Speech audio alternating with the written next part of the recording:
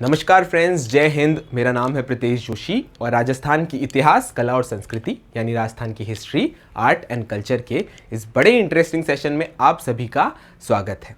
तो आज जिस टॉपिक पर हम चर्चा करने वाले हैं वो है राजस्थान में होने वाली जन जागृति और प्रजामंडल आंदोलन।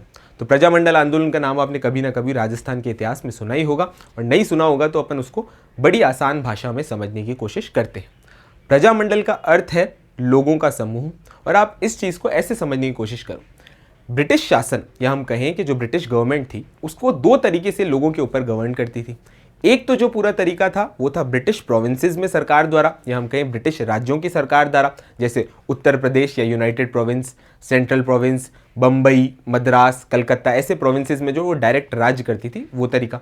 और दूसरा था प्रिंसली स्टेट्स द्वारा, या हम कहें रियासती क्षेत्र द्वारा, जहाँ पर राजा जो थे वो रूल किया करते थे, किंतु उनके ऊपर जो है एडवाइस, या हम कहें कि उनके जो पॉलिटिकल एजेंट के तौर पर ब्रिटिशर्स जो है उनकी मदद किया करते थे। और इस तरीके से पूरे भारतवर्ष में ब्रिटिश शासन चलता था।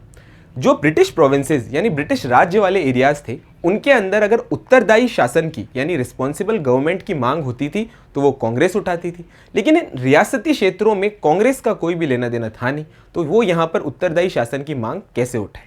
अब भाई, राजा की जो ये सामंती व्यवस्था है, इससे लोग जो थे वो बहुत ज़्यादा परेशान हो गए थे, और लोगों को चाहिए था उत्तरदायी शासन, कि भाई एक रिस्पॉन्सिबल गवर्नमेंट होगी तो हमारी बातें जो है वो सुनी जाएंगी। इसी वजह से जो आंदोलन चलाए गए, यानी कि उत्तरदायी शासन के लिए चलाए जाने वाले आंदोलनों को हम प्रजामंडल आंदोलन के तौर पर भी देख सकते हैं। तो ये समझ आ गया आपको राजस्थान में प्रजामंडल आंदोलन क्या है। अब अपन देखते हैं और चलते हैं, बात करते हैं कि प्रजामंडल आंदोलनों का राजस्थान के अंदर इवोल्यूशन कैसे हुआ, यानी किस तरीके से बने। इसके लिए हमें चलना पड़ेगा सबसे पहले 1885 के अंदर। 1885 में कांग्रेस की स्थापना होती है, और कांग्रेस एक पैन इंडिया, या हम कहें पूरे भारत का एक राजनीतिक संगठन के तौर पर धीरे धीरे उभर रहा था। 1885 की कांग्रेस स्थापना के बाद ही हम देखते हैं, इसके 2 साल बाद यानी 1887 के अंदर गवर्नमेंट कॉलेज अजमेर के छात्र जो हैं वो एक राजस्थान में कांग्रेस कमेटी बनाते हैं, और उससे हम देखते हैं कि किस तरीके से राजस्थान में राजनीतिक गतिविधियां धीरे धीरे बढ़ती चली जाती है, और जन जागृति भी धीरे धीरे राजस्थान में फैल रही थी। आगे हम देखते हैं कि दिल्ली के अंदर एक कांग्रेस अधिवेशन होता है, जिसके अंदर कई सारे राजस्थान से रिलेटेड और कई सारे राजस्थानी मूल के जितने भी नेता थे वो पार्टिसिपेट करते हैं, भाग लेते हैं। और उसके बाद हम देखते हैं कि पॉलिटिकल ऑर्गेनाइजेशन के तौर पे या राजनीतिक संगठन के तौर पे अब राजस्थान में राजनीति जो है वो होने लग गई थी। तो सबसे पहले अपन बात कर लेते हैं 1885 की। 1885 में 1885 के अंदर जो है वो 1885 के अंदर जो है वो भारतीय राष्ट्रीय कांग्रेस की स्थापना होती है, और इसी कांग्रेस से प्रेरणा लेते हुए 1887 में गवर्नमेंट कॉलेज अजमेर के छात्र जो थे वो कांग्रेस कमेटी का गठन करते हैं राजस्थान के अंदर। दिल्ली में एक कांग्रेस का बहुत ही महत्वपूर्ण अधिवेशन हो रहा था, और इस अधिवेशन में कई सारे राजस्थानी जो है वो यहाँ पर भाग लेते हैं, पार्टिसिपेट करते हैं। पहली बार राजस्थान और कांग्रेस का जुड़ाव जो है वो धीरे धीरे होने वाला था। इस अधिवेशन के बाद हम देखते हैं कि कई सारे नेता जैसे गिरधर शर्मा, चंद्रकरण शारदा, जमनालाल बजाज, विजय सिंह पतिस जो है वो आदि धीरे धीरे राजनीतिक प्रयास में या राजनीतिक गतिविधियों में लग जाते हैं, और हमें देखने को मिलता है एक बहुत ही महत्वपूर्ण राजनीतिक संगठन जिसका मेन काम था राजस्थान के अंदर जन जागरण या कहें पॉलिटिकल अवेकनिंग फैलाना। तो कौन सा था वो राजनीतिक संगठन, उसके ऊपर चर्चा कर लेते हैं।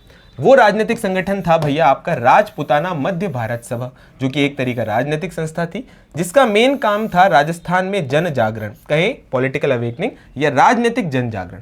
इसकी स्थापना होती है 1919 के अंदर मारवाड़ी पुस्तकालय, जो कि आपके चांदनी चौक दिल्ली के अंदर जो था वो बना हुआ था। इसी के साथ साथ में हम देखते हैं 1919 के अंदर एक बहुत ही इंपॉर्टेंट पॉलिटिकल ऑर्गेनाइजेशन जिसका नाम था राजस्थान सेवा संघ। क्या नाम था भैया? राजस्थान सेवा संघ। इसकी स्थापना होती है वर्धा में, और इसकी स्थापना करने वाले जो व्यक्ति थे उनका नाम हमने राजस्थान के किसान आंदोलन में भी पढ़ा है। तो कौन थे वो व्यक्ति? 3 व्यक्ति यहाँ पर बड़े इंपॉर्टेंट है, विजय सिंह पथिक, राम नारायण चौधरी और हरिभाई किनकर। ये जो राजस्थान सेवा संघ था, इसका जो सबसे इंपॉर्टेंट काम था वो था जनता की समस्याओं को दूर करना और लोगों के अंदर शोषण के विरुद्ध, और हम बात करें राजनीतिक एकता लाना, राजनीतिक जन जागरण करना और लोगों को शोषण के विरुद्ध जो है वो लड़ाई करने के लिए पूरी तरीके से तैयार करना। अभी राजस्थान सेवा संघ का आप नाम याद रखना, बहुत इंपॉर्टेंट ऑर्गेनाइजेशन है। और किसान आंदोलन के अंदर भी हमने इसका नाम सुना था कि किस तरीके से बिजौलिया किसान आंदोलन के अंदर विजय सिंह पथिक इसके इंपॉर्टेंट नेता जो थे, उन्होंने कितना योगदान निभाया हमारे किसान आंदोलन के अंदर। तो यहाँ तक सारी की सारी बातें क्लियर थी। फिर हम देखते हैं कि राजस्थान में राजनीतिक जागरण के तौर पर हमें अखिल भारतीय देसी राज्य लोक परिषद जो है उसका क्या इंपॉर्टेंट रोल था। अखिल भारतीय देसी राज्य लोक परिषद एक ऐसी इंपॉर्टेंट ऑर्गेनाइजेशन थी जो चाहती थी कि जितने भी इंपॉर्टेंट एरियाज हैं, अलग अलग क्षेत्र हैं, उन सब में राजनीतिक जागरण आए। और इसकी स्थापना होती है 1927 के अंदर। कहाँ पर? तो बंबई के अंदर। इसके अध्यक्ष बनाए जाते हैं दीवान रावचंद और इसके उपाध्यक्ष बनते हैं विजय सिंह पथिक। कौन बनते हैं भैया? विजय सिंह पथिक। इसके उपाध्यक्ष बनते हैं विजय सिंह पथिक। अब मुझे जल्दी से विजय सिंह पथिक के बारे में 3-4 बढ़िया एग्जामिनेशन पॉइंट ऑफ व्यू से इंपॉर्टेंट फैक्ट्स बता दो। विजय सिंह पथिक का एक्चुअल नाम क्या था? भूप सिंह था। किस एरिया से रिलेटेड थे? तो भाई बुलंदशहर से रिलेटेड थे। और इन्होंने राजस्थान के अंदर राजनीतिक गतिविधियां, और फेमस तौर पे कहा जाए कि इन्हें राजस्थान में या पूरे भारत में ही आप कह सकते हो किसान आंदोलन का जनक भी जो है इनको कहा जा सकता है। तो इस अखिल भारतीय लोक राज्य परिषद का बहुत इंपॉर्टेंट रोल था राजस्थान के अंदर। इस अखिल भारतीय लोक राज्य परिषद का बड़ा इंपॉर्टेंट रोल था लोगों के अंदर जन जागृति फैलाना। इस अखिल भारतीय लोक राज्य परिषद से ही इन्फ्लुएंस होकर राजपुताना देसी राज्य लोक परिषद का गठन होता है। कब होता है? 1928 के अंदर होता है। और इसका पहला अधिवेशन जो है वो अजमेर के अंदर होता है, जिसकी अध्यक्षता करते हैं राम नारायण चौधरी। कौन करते हैं अध्यक्षता इसकी? राम नारायण चौधरी जो है वो इस राजस्थान देसी राज्य लोक परिषद के जब गठन हुआ उसके पहले अधिवेशन की अध्यक्षता करते हैं राम नारायण चौधरी। बिल्कुल ये फैक्ट के तौर पर अपने याद रखना कि भाई अगर पूरे इंडिया के कंटेक्स्ट में देखें कि भाई किस तरीके से उत्तरदायी शासन आए, तो हमें नाम याद रखना है ऑर्गेनाइजेशन का अखिल भारतीय देसी राज्य लोक परिषद। और इसी के ही राजस्थान अंग, या हम कहें कि राजस्थान के अंदर जन जागरण फैलाने के लिए जो इंपॉर्टेंट संगठन बनता है उसका नाम है आपका राजपुताना देसी राज्य लोक परिषद, जिसका गठन होता है 1928 में। पहला अधिवेशन इसका अजमेर में होता है और राम नारायण चौधरी इस अधिवेशन की अध्यक्षता करते हैं। यहां तक सारी की सारी चीजें बात थी। लेकिन अभी तक भी कांग्रेस का इन प्रजामंडल आंदोलनों के साथ कोई भी जुड़ाव नहीं था। और कांग्रेस का इनके साथ जुड़ाव होता है 1938 के अंदर। कब होता है भैया? 1938 में। 1938 में कांग्रेस के हरिपुरा सेशन में क्या होता है? 1938 के हरिपुरा अधिवेशन के अंदर कांग्रेस जो है वो प्रजामंडल आंदोलन को अपना पूर्णतः समर्थन दे देती है। अब कांग्रेस इनको समर्थन क्यों नहीं दे रही थी, वो प्रश्न उठता है। अरे भाई, कांग्रेस के साथ समस्या ये थी कि वो ब्रिटिशर्स के खिलाफ तो लड़ रही थी, लेकिन वो राजाओं की नाराजगी अभी झेलने के लिए सक्षम नहीं थी। 1938 के हरिपुरा सेशन के अंदर कांग्रेस पहली बार जो है वो प्रजामंडल आंदोलन को अपना पूर्णतः समर्पण, या कहें कि अपना पूर्णतः समर्थन जो है वो दे देती है। इससे पहले तक जितने भी प्रजामंडल आंदोलन थे वो सभी कांग्रेस के रीजनल नेताओं द्वारा चलाए गए थे, पर पूर्णतः या हम कहें खुलकर जो है समर्थन कांग्रेस का अभी तक प्राप्त नहीं था। और समर्थन प्राप्त होता है 1938 के हरिपुरा सेशन में। आगे बात करते हैं और हम चलते हैं कि इन पूरे के पूरे प्रजामंडल आंदोलन को अपन 3 पार्ट्स के अंदर, या कहें 3 चरणों के अंदर जो है वो डिवाइड कर सकते हैं। कौन कौन से हैं वो 3 चरण, उनके ऊपर नजर बना लेते हैं। 1927 से पूर्व ये जितने भी इंपॉर्टेंट आंदोलन थे ये सामाजिक और मानवतावादी समस्याओं के ऊपर केंद्रित थे। यानी अभी तक उत्तरदायी शासन की मांग जो थी वो पूरी तरीके से नहीं आई थी। इसके बाद हम देखते हैं 1927 से 1938 का दौर। इसके अंदर हम प्रभुत्व देखते हैं all India state peoples conference का, जो कि राजनीतिक तौर पे जन जागरण कर रही थी, लेकिन अभी तक इतने बड़े बड़े संगठन नहीं बने थे जो प्रजामंडल आंदोलन के तौर पर इवॉल्व हो सके। लेकिन साल आता है 1938, जिसके अंदर हरिपुरा सेशन के अंदर कांग्रेस जो है वो अपना समर्थन दे देती है। और उसके बाद तो हम जितने भी इंपॉर्टेंट रियासतें थी या जितने भी इंपॉर्टेंट ठिकाने थे उन सभी के अंदर हम कई बड़े सारे प्रजामंडल आंदोलन की एक झड़ी सी देखने को मिलती है 1938 के बाद।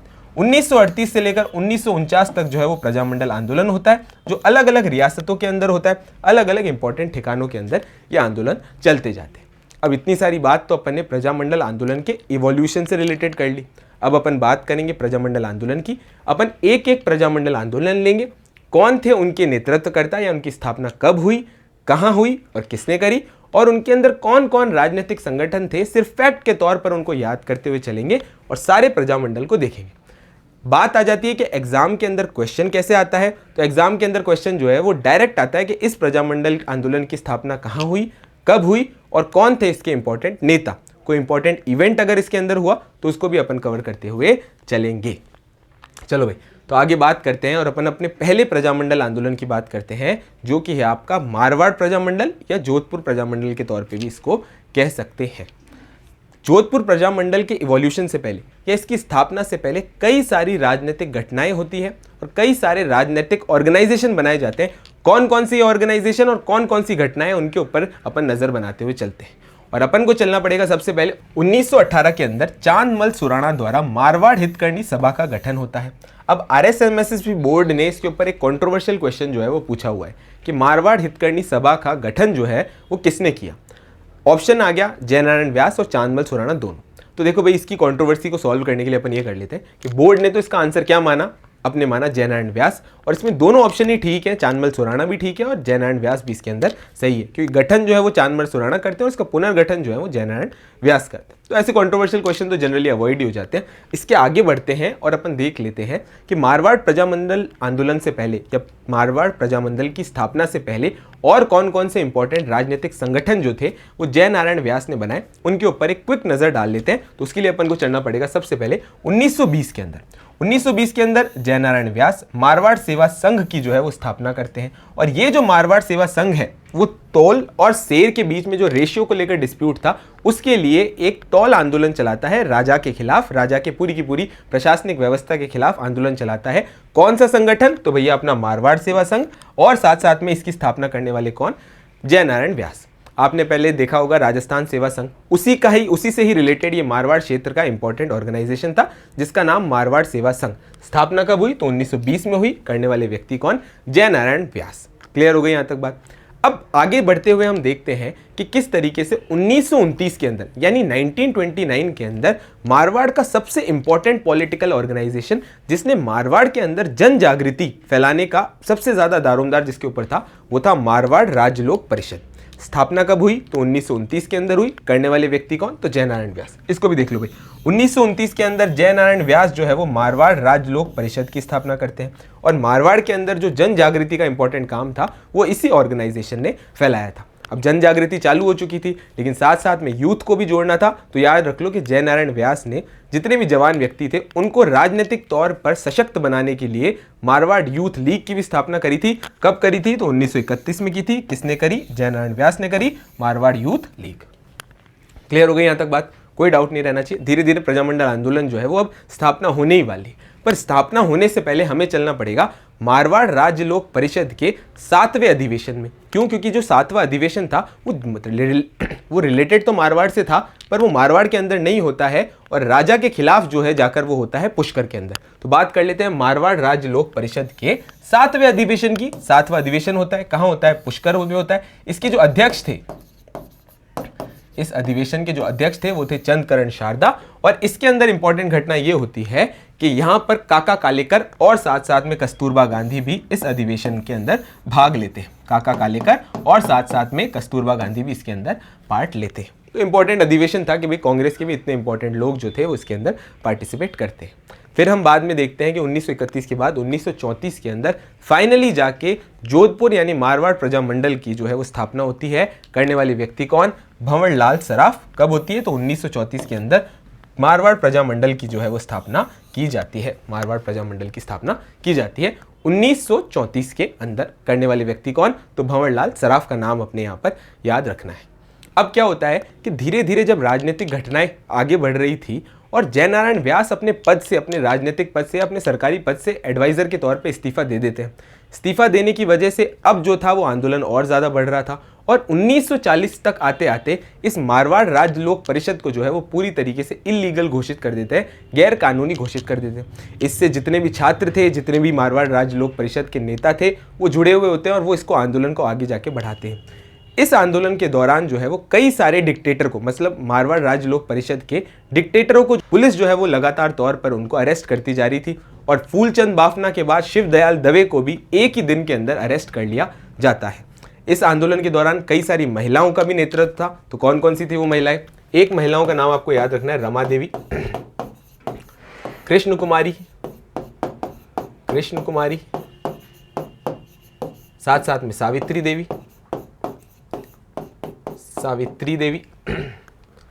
सावित्री देवी, ये सारे के सारे नाम आपको महिलाओं के तौर पर याद रखने हैं। और साथ साथ में एक दयावती,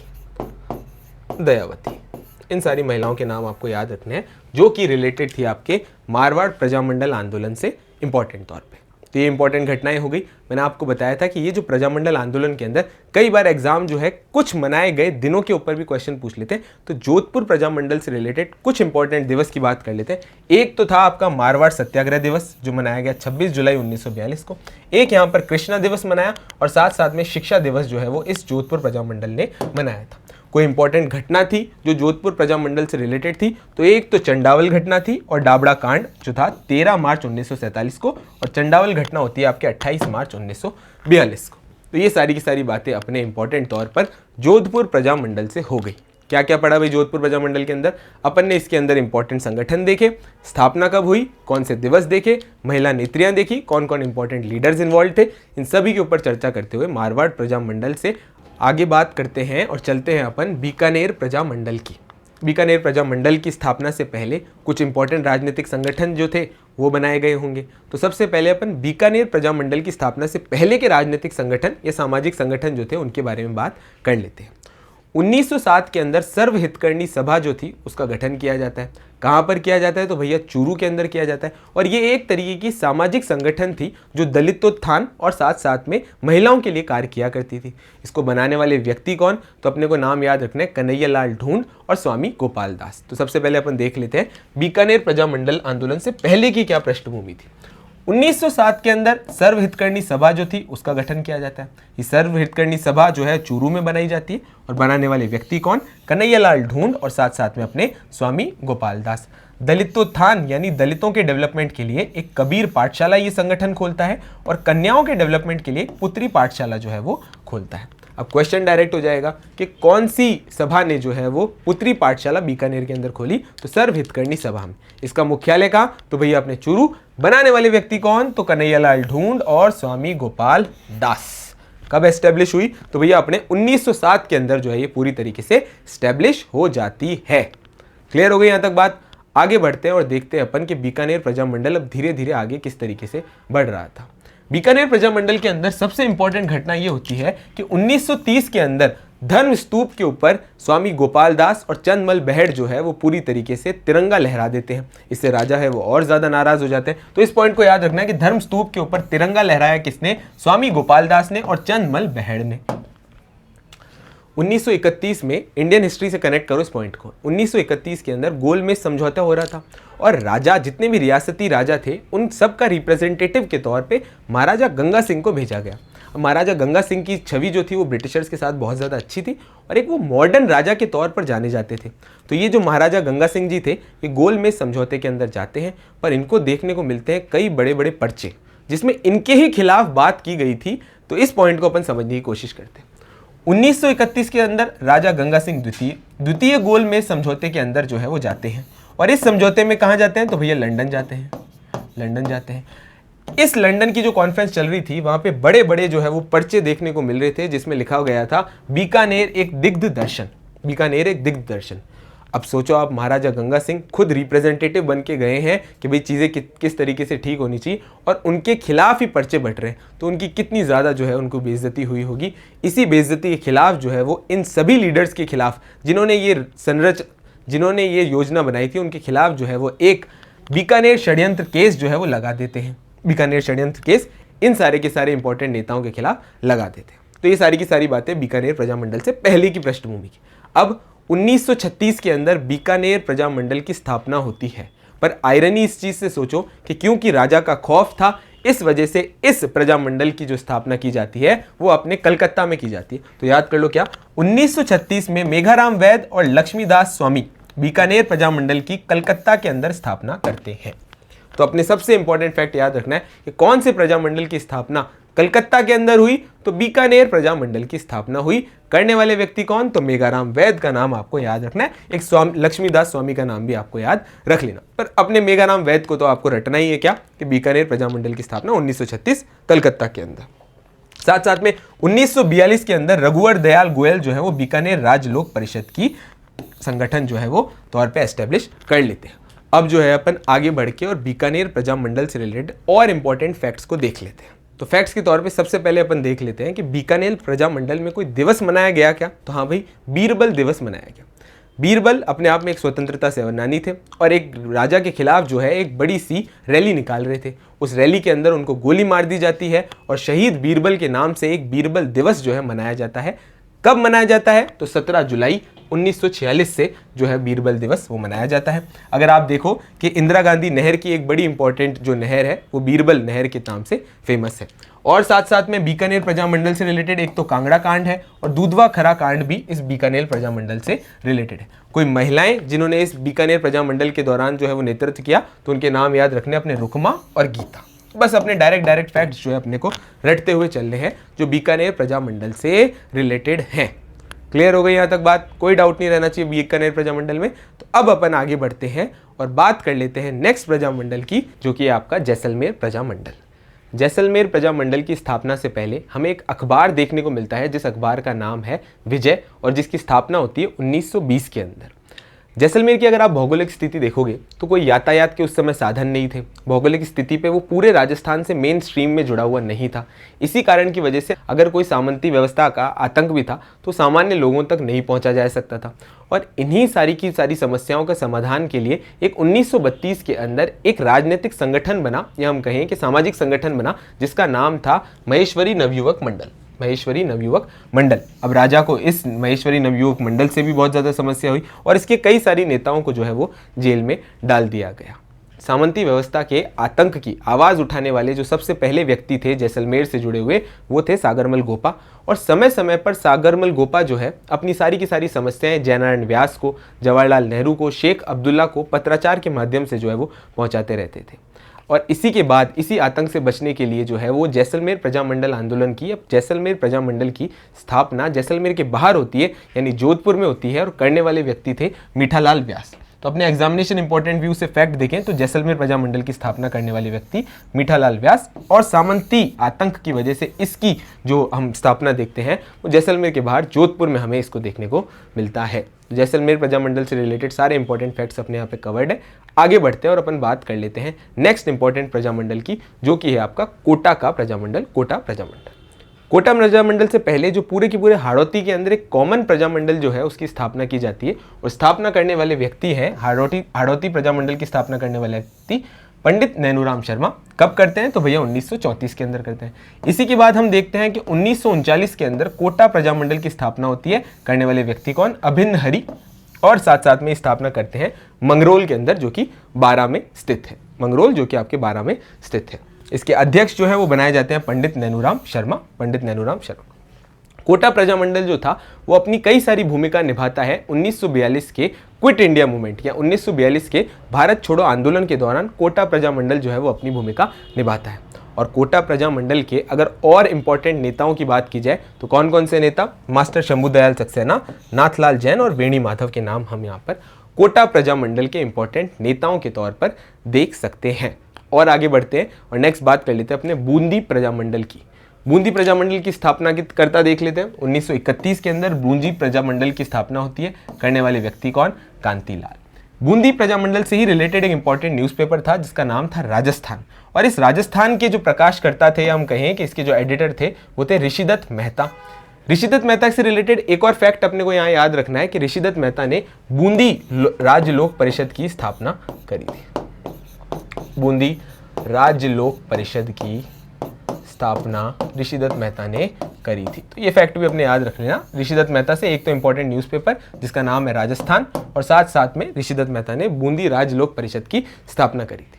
बूंदी राज्य लोक परिषद या हम कहें बूंदी प्रजामंडल के कोई और दूसरे नेता, तो नाम याद रखना अपने को ब्रज सुंदर शर्मा। ब्रज सुंदर शर्मा का यहाँ पे नाम याद रखना। तो 3-4 इंपॉर्टेंट फैक्ट अपने बूंदी प्रजामंडल से रिलेटेड। क्या? सबसे पहले 1931 के अंदर स्थापना करने वाले व्यक्ति कौन? कांतिलाल। एक इंपॉर्टेंट न्यूज़पेपर जो इससे जुड़ा हुआ था जिसका प्रकाशन जो है वो बूंदी के बाहर अजमेर से होता था, उस न्यूज़पेपर का नाम था राजस्थान। ऋषिदत्त मेहता इसके एडिटर। ऋषिदत्त मेहता ने ही साथ साथ में एक बूंदी राज्य लोक परिषद की स्थापना करी। और ब्रज सुंदर शर्मा का नाम जो है अपने को बूंदी प्रजामंडल के तौर पर याद रखना है। तो आज इस भाग 1 के अंदर इतना ही। आशा करता हूँ आपको ये क्लास अच्छी लगी होगी।